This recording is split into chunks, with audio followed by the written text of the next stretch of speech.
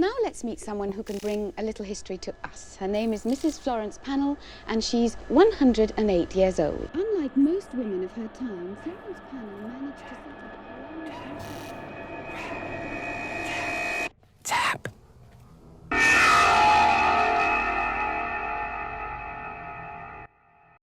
I don't know what to do. I'm writing this from a plastic chair in a hospital waiting room. It smells like bleach and quiet despair. My parents are in a room down the hall, in a coma, and the doctors keep using words like unprecedented and unexplained. But I know what happened. I was there, I watched it happen. And the worst part, the part that is hollowing me out from the inside, is that I think I could have stopped it sooner. My life up until a week ago was normal. Boring, even. I'm 18, just finished the soul-crushing marathon of high school final exams. My parents are good people. Quiet, loving, a little old-fashioned.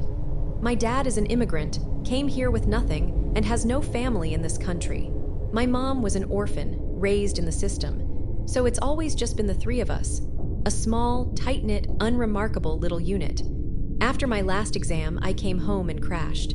I was so mentally and physically drained that I slept for nearly 24 hours straight. It was a deep, dreamless, black hole kind of sleep. When I finally woke up, it was the next morning. The sun was streaming through my window, and for the first time in months, I felt light. The weight of school was gone. I felt free. I went downstairs to the kitchen, expecting to find my mom making coffee, the house smelling of toast, and the comfortable quiet of a Saturday morning. My parents were there, but they weren't alone. Sitting at our small kitchen table in my chair was a man I had never seen before. He was maybe in his mid-30s. He had long, straight black hair that fell past his shoulders, a stark contrast to his pale skin. But his eyes were the first thing you noticed. They were a shocking, brilliant, jaundiced yellow, the color of a canary or a fresh bruise, and they were fixed on the bowl of cereal in front of him with an unnerving intensity. My parents looked up as I entered, and they smiled. Not their normal, warm smiles. These were bright, brittle, and a little too wide. "Good morning, sleepyhead," my mom chirped, her voice a full octave higher than usual. Come, join us. There's someone we want you to meet." I just stood there, dumbfounded. A million questions were swirling in my head, but none of them could find their way to my mouth. "This is a relative of ours," my dad said, gesturing towards the man with a strange, almost reverent sweep of his hand. "He's been out of the country for a very long time. He's going to be staying with us for a while." I finally found my voice.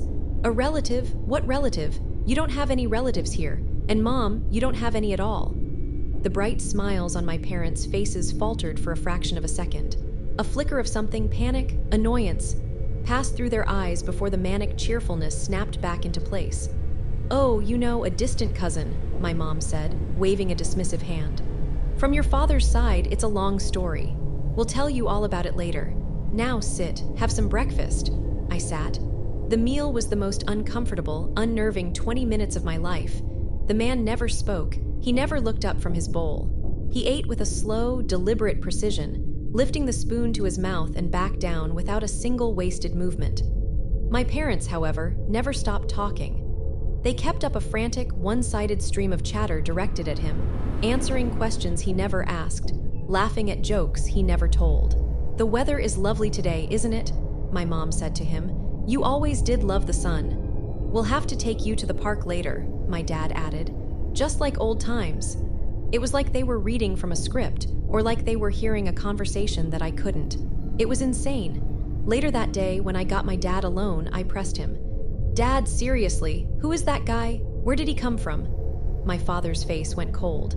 The forced cheerfulness vanished, replaced by a stern, hard mask I hadn't seen since I was a little kid who had broken a rule. "His name is not your concern," he said, his voice low and flat. "He is our guest. You will treat him with respect. You will not ask any more questions. This is not up for discussion." And that was it. The conversation was over. The first few days were a masterclass in quiet, creeping dread. The man remained a silent, unnerving presence in our home. He never spoke a word. Not one. I tried once. I found him alone in the living room, just standing in the center of the room, staring at a blank wall. "Look," I said, my voice shaking slightly. "I don't know who you are or what you're doing here, but this is my home, and—" I never got to finish. My parents appeared in the doorway as if summoned from thin air. "Don't be rude to our guest," my mother snapped, her voice sharp with a panic I didn't understand. "He is family. Apologize." I just stared at them, then at the silent man with the yellow eyes, and I retreated to my room. The house started to feel less like my home and more like a temple dedicated to this silent, creepy stranger. The power dynamic shifted in ways that were both subtle and terrifying. At dinner, my mother would serve his plate first, and then we would all have to wait. We weren't allowed to take a single bite until he had finished his entire meal, which he always ate with the same slow, methodical pace. Only when his plate was clean were we permitted to eat our own, now cold, food. Then, we were forbidden from speaking to him directly. "If you have something to say, you say it to us," my dad instructed, his face grim. "We will relay the message." It was absurd. He was sitting right there, but I saw the look in my father's eyes. It was not a suggestion. It was a commandment. The worst part was the locked room. It was the spare bedroom upstairs, the one we used for storage. They cleared it out for him, and they started spending hours in there with him, the door locked from the inside. My mom would take him a tray of food, and then she and my dad would go in with him, and they wouldn't come out until long after dark. I couldn't stand it. The mystery was eating me alive. I had to know what was happening in there. Last night, I did something I probably shouldn't have. I waited until they were all in the room. I crept up the stairs, my heart a frantic drum against my ribs. The old house has old doors with old-fashioned keyholes. I knelt down, my hands trembling, and put my eye to the cold brass. The room was dark, lit only by a few dozen candles they had arranged on the floor. The air inside seemed to shimmer, and in the center of the room, he was standing. His posture was ramrod straight, like a statue, his head tilted back and his long, thin arms raised towards the ceiling, his fingers splayed. He was utterly, unnaturally still. And my parents were on the floor in front of him, on their knees. They were prostrated before him, their bodies shaking, their heads bowed to the ground. And they were whispering. A low, rhythmic, frantic stream of gibberish, a language that wasn't a language, a sound of pure, terrified devotion. They weren't hosting a relative. They were worshiping a god. I scrambled back from the door, a wave of nausea and terror washing over me. This was wrong. This was a sickness. My parents were in some kind of cult, and this man was their leader. They were in danger. I was in danger. I ran to my room, locked the door, and I called the police. My hands were shaking so badly I could barely dial the number. I whispered into the phone, telling the operator that there was a strange man in my house, that my parents were acting erratically, that I was scared for our safety. They said they would send a car over immediately. I hung up, a small sliver of relief cutting through my panic. Help was coming. Knock, knock. The soft, polite knock on my bedroom door made my blood turn to ice. I didn't move. I barely breathed. Knock, knock. I knew who it was. I had never heard him move through the house before. He was always just there, but I knew. I slowly, shakily stood up and opened the door. He was standing there. The man with the long black hair and the terrible yellow eyes. And for the very first time since he had arrived in my home, he was looking directly at me, and he was smiling. It was a wide, thin-lipped, maniacal grin, a grotesque slash of white in his pale face. It was a smile of pure, triumphant malice. All the fear, all the confusion of the past week erupted out of me in a single, raw scream. "Who are you? What have you done to them? Get out of my house. The police are coming for you. You hear me? They're coming." He didn't say a word. The horrible smile never wavered. He just held my gaze for a long, silent moment, and then he turned, as calmly as if he were going for a stroll, and walked down the stairs. I followed him, stumbling, my mind a blank roar of terror and rage. He walked to the front door, opened it, and stepped outside. He didn't run. He just walked down the quiet, suburban street, his tall, thin figure silhouetted against the streetlights, until he turned a corner and was gone. I ran back upstairs, screaming for my parents. I found them on the floor of the spare bedroom amidst the extinguished candles. They were lying on their sides, unconscious, their faces pale and slack. They were breathing, but it was shallow, faint. They wouldn't wake up. The police arrived a few minutes later. It was a blur of flashing lights, professional voices, and questions I couldn't properly answer. I told them everything. The man, his yellow eyes, the way my parents were acting, the room upstairs, him leaving just moments before they arrived. I gave them his description, Every single detail burned into my memory. An ambulance came and took my parents away. I stayed with two of the officers. They were sympathetic, I guess, but I could see the skepticism in their eyes. They told me they were going to check the home security footage.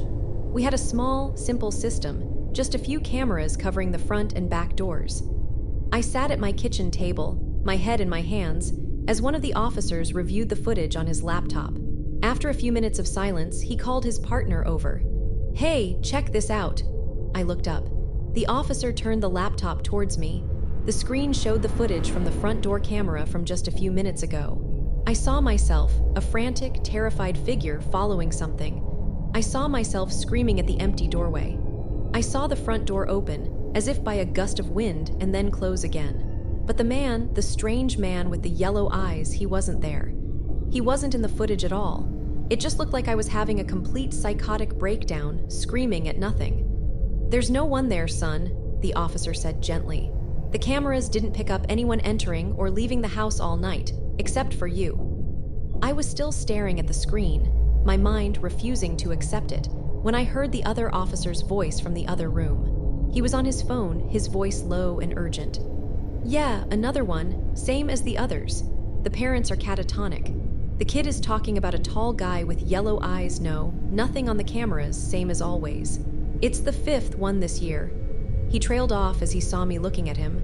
The officers wouldn't tell me anything else, just that they would be investigating. So now I'm here, at the hospital. My parents are in a deep coma. The doctors have run every test they can think of. They have no answers. Their brains just seem to have shut down. I know what happened. He was real. He was a predator. And my parents were his nest, or his food, or something I can't begin to comprehend. He drained them dry and then he moved on. And the officer's words, the fifth one this year. He's still out there. He's doing this to other families, and I could have stopped it. I should have called the police the first day. The first hour. The moment I saw him sitting in my chair. But I waited. I was scared. I was confused. And now my parents are gone, maybe forever, and it's my fault. I failed them. I was the only one who could see the monster, and I did nothing until it was too late.